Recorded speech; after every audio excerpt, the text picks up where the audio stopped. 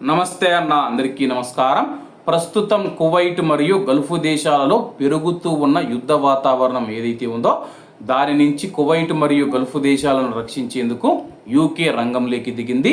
పెరుగుతూ ఉన్న వైమానిక ముప్పుల నుంచి బ్రిటిష్ పౌరులు, మిత్ర దేశాలు మరియు ప్రాంతీయ భాగస్వామ్యులకు రక్షణను బలోపేతం చేయడానికి యునైటెడ్ కింగ్డమ్, కువైట్ మరియు గల్ఫ్ దేశాలలో కొత్త తక్కువ ఖర్చుతో కూడిన డ్రోన్ నిరోధక ఆయుధ వ్యవస్థను మోహరించిందని చెప్పి రక్షణ మంత్రిత్వ శాఖ ప్రకటించింది. గగనతల క్షిపణులతో పోలిస్తే డ్రోన్ లక్ష్యాలను మరింత ఖచ్చితత్వంతో మరియు గణనీయంగా తక్కువ ఖర్చుతో ధ్వంసం చేయడానికి వీలు కల్పించే కొత్త అధునాతన ఆయుధ వ్యవస్థను రాయల్ ఎయిర్ ఫోర్సు టైఫూన్ యుద్ధ విమానాలతో అనుసంధానించారు.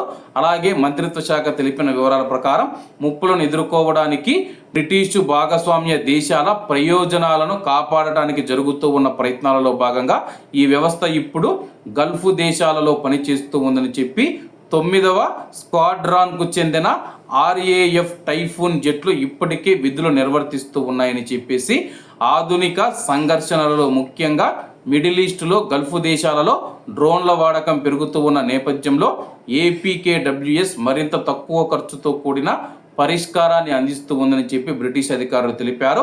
అలాగే ప్రస్తుతం కువైట్ మరియు గల్ఫ్ దేశాలలో మనం చూసుకుంటే అధునాతన ఎయిర్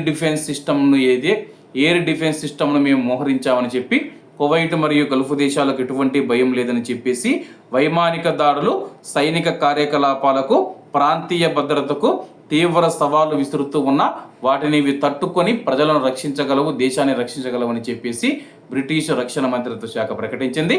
కాబట్టి అందరూ బాగుండాలి, ఎందులో మనం ఉండాలి. అందరికీ నమస్తే అన్న, జై హింద్.